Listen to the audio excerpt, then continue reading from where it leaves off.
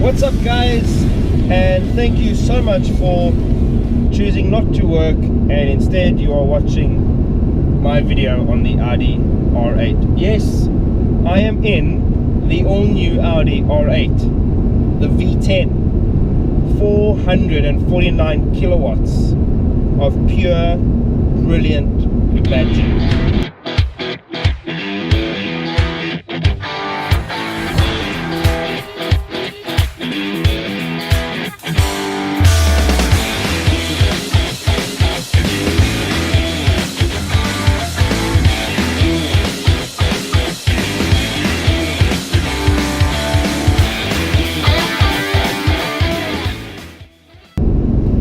I've been driving this car around, and let me tell you something, it is incredible.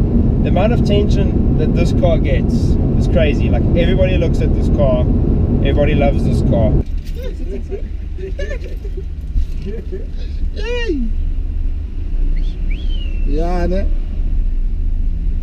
And I kind of love it too. Some things I really love is on the outside, the rear. The rear end of this car, I think, is so much better than the previous one. I love that you can see into the engine bay, and then just below the tail lights you can see into the exhaust, and you can see all sorts of mechanical arms and things that adjust valves. You know, I think it's so cool that you can see the mechanics at work, really. What I also love is the whole side profile of the car, like the original, which was something so new. The side profile is so recognizable as an Audi R8. The only part of the exterior that I'm not a fan of, that hasn't quite won me over just yet, is the front end of the car.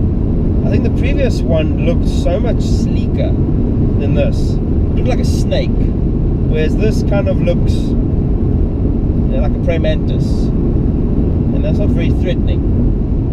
But it's slowly working on me. So, you know, maybe spending more time with the car will, you know, help my eye adjust to the front end. But I mean, it looks, overall the car looks really good. I just prefer seeing the side and the back. Now, when I got this car, I thought to myself, oh, it's so low.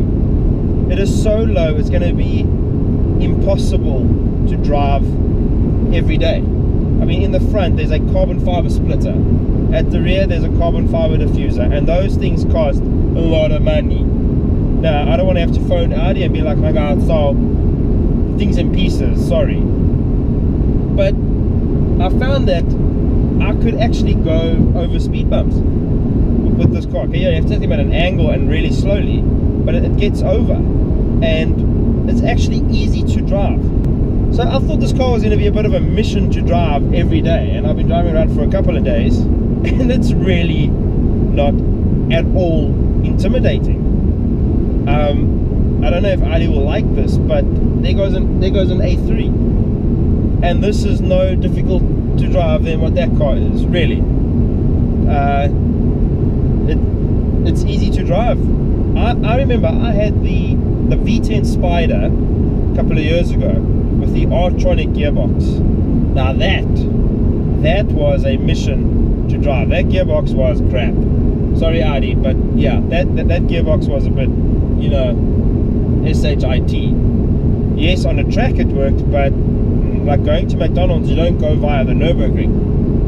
So that was a bit of an issue for me. But this new double clutch box, this is what makes this car easy. Is this gearbox is so good. Moving on to the interior, I really like it.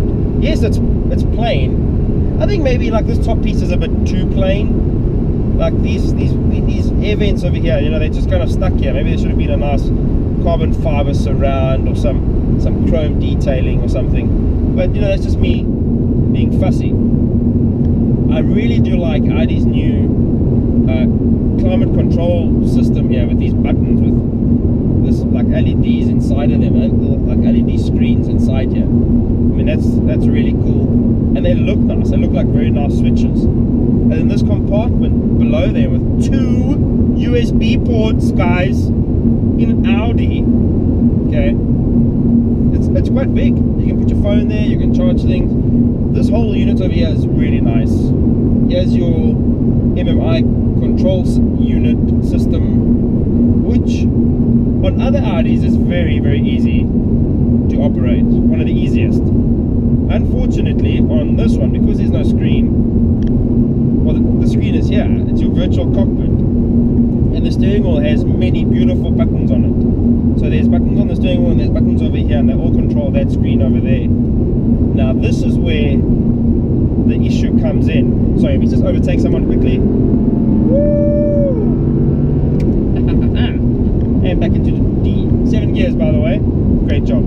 So yeah, getting back to the steering wheel, this is where I find a bit of an issue, is if I want to change things around here, I got to use these buttons over here, and okay, I've pushed some crap, I've pushed something now. Computer, sports display, drive select. Oh, I've just discovered something. Okay, okay, so it's the same as the other drive select button.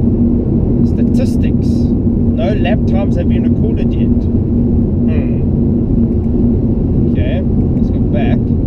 Sports display. Oh, there's a power and a torque thing in percentages. Well, I'm using 28, 29, 30, 40, 50, 60, 70, 80% of the power, and I got a brake there. Okay. Jeez. Alright, so okay, that's quite weird. Okay, but so there's a lot of buttons and they can get a bit intimidating. So what I suggest is grab the user manual, throw out whatever novel you're reading, and start reading over that, because I've got my tire pressure loss indicator on the right hand side and my short-term fuel, it's basically the trip computer, on the left hand side. Now I can juggle between the trip computer, the phone, the radio and media and all that stuff, and the navigation. Then if I want the full screen navigation, I have to push view. Okay, now my speedometer and rev counter move to the side, and the whole thing is a nav screen, which is pretty cool. And then I push back because I want to go back to my other screen, and it takes me to the menu. I want the big rev counter in the middle. So how do I do that?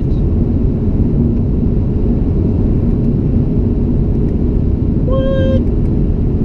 Oh, okay, wait, I get it. I push view. Alright, I push view. Okay, whatever. Some other buttons that you really need to know is, okay, the drive select, really important. Obviously the red stop engine, start engine button, very important. And then this one down here with the little flag on it. The flag button sets the whole thing up into this insane killer mode, traction off. That's basically where you find the launch control, which is so cool. The launch control. Okay, so there's a very easy procedure to this, right? You push this race flag button, sets it up in S1. I can hear the exhaust has gone a bit louder. You then put on the brake, pump it down. Whoa! Go! Up! Oh, that's brutal! That's brutal! Whoa! That is incredibly fast. That is incredibly fast. What I really like about this car as well is, as I mentioned, the gearbox earlier. So the gear changes are so quick. So let's put it into let's go drive select, dynamic. Okay, I'm going to change from 7th down. 6, 5, 4, clear. 8,500.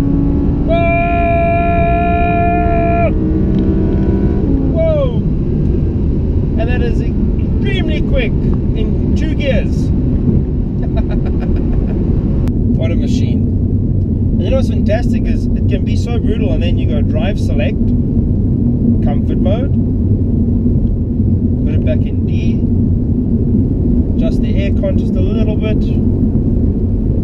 and just ease on down, really. Guys, this is the Audi R8. Hope you enjoyed the video. Thank you so much for watching. Bye.